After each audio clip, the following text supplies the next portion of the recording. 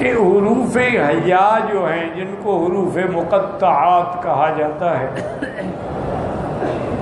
جیسے کہ سورۃ البقرہ میں الف لام میم، اسی طرح حوامیم میں حامیم، اسی طرح اللہ پاک نے سورۃ مریم میں فرمایا کاف ہا یا عین صاد،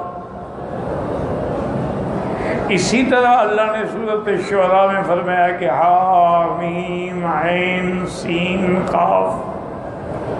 تو یہ حروف مقطعات جو ہیں، اس میں ایک ہمیشہ کے لیے مسئلہ یاد رکھیں، صحیح قول یہ ہے کہ اللہ اعلم بمرادہ، اللہ جانتا۔ اور کیا اللہ نے ان کا علم حضور کو بھی عطا فرمایا تھا؟ تو بعض مفسرین فرماتے ہیں کہ عطا تو فرمایا تھا، لیکن آگے تبلیغ کا حکم نہیں تھا۔ اور بعض علماء فرماتے ہیں کہ اللہ نے کسی کو بھی علم عطا نہیں فرمایا۔ جو قرآن لے کے اترا ہے فرشتہ جبرائیل، اس کو بھی نہیں دیا، حضور پاک پہ اترا، آپ کو بھی نہیں دیا۔ اس کی حکمت ہے کہ علم ایمان بالغیب جو ہے اس کا بہت بڑا مرتبہ ہے، کہ ہم نے خدا کو نہیں دیکھا، ہمارا ایمان ہے۔ ہم نے جنت نہیں دیکھی، جہنم نہیں دیکھی، ہمارا ایمان ہے۔ تو ایمان بالغیب کی جو صفت ہے یہ بڑی عظیم الشان صفت ہے۔ اس لیے قرآن نے فرمایا کہ الذین یؤمنون بالغیب، سب سے پہلی بات یہ ہے۔ تو اب حضور کو تو اللہ نے ملکوت السماوات والارض دکھلا دی ہے، اللہ نے آپ کو علوم الاولین والآخرین بھی عطا فرما دی ہے،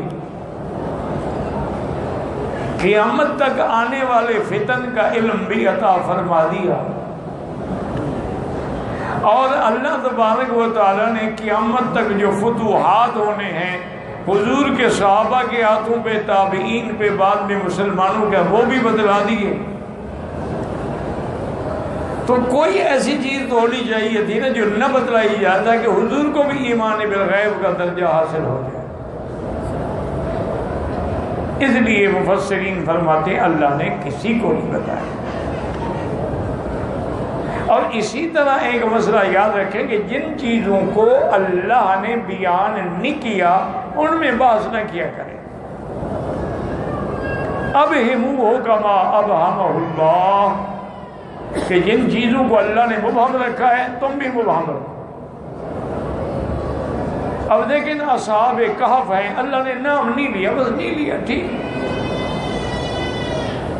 اب بلا وجہ ان کے نام تلاش کرنا، جیسے روایات اسرائیلیہ میں ان کے نام ہیں، ان کو اب تو غیر لوگوں نے اس کو ایک تعویذ بنا دیا ہے ان ناموں کو بھی، جن کو جنات ہوں ان کو لکھ کر دکھایا جائے تو جن حاضر ہو جاتا ہے۔ لیکن قرآن میں نام نہیں ہے۔ اذ اول فتیۃ الی الکہف، وہ جوانوں کی ایک ٹولی جس نے غار میں پناہ لی۔ حضور نے بھی حدیث مبارک میں نام بیان نہیں فرمایا۔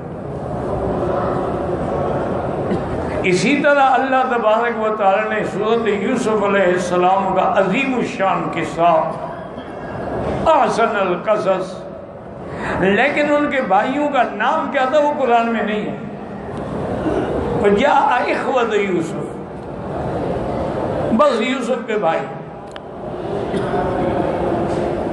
تو اس لیے ہمیشہ یاد رکھیں کہ جس چیز کا اللہ قرآن میں نام نہ لے، بیان نہ فرمائے، بلا وجہ بحث نہ کریں، ورنہ ٹھوکریں کھائیں گے اور گمراہ ہو جائیں۔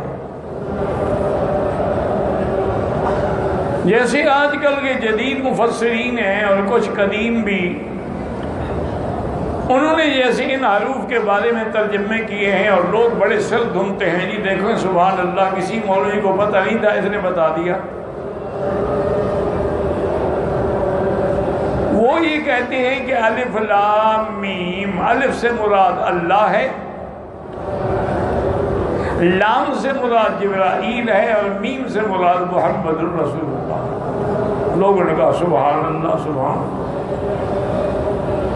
لیکن یہ نہ سوچا کہ ان چیزوں کا انجام کیا ہوگا۔ پھر شیعہ نے بھی اپنی کتابوں میں لکھ دیا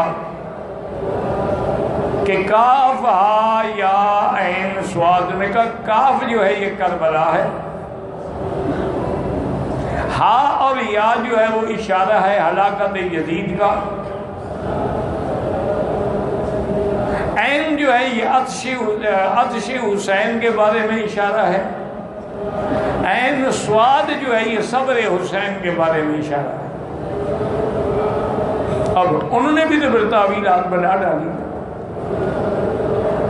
اگر تم ایسی ضعیف تعویلات نہ کرتے تو دشمن کو بھی جرأت نہ ہوتی۔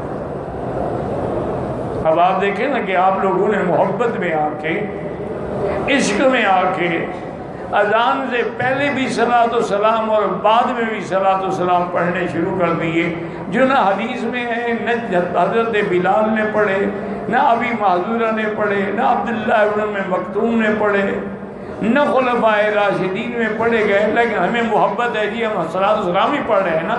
اللہ نے قرآن میں تو حکم دیا ہے نا کہ صلاۃ و سلام پڑھو، تو اس کا نتیجہ یہ نکلا کہ تم نے تو خیر اول آخر میں پڑھے نا۔ شیعہ نے خود اذان میں ٹکڑا لگا دیا، علی ولی اللہ خلیفۃہ بلا فصل، نے کہا اگر تم اذان سے پہلے ٹکڑے لگا سکتے ہو اذان میں لگا دیتے۔ تو اس لیے کبھی یہ جرأت نہ کیا کرے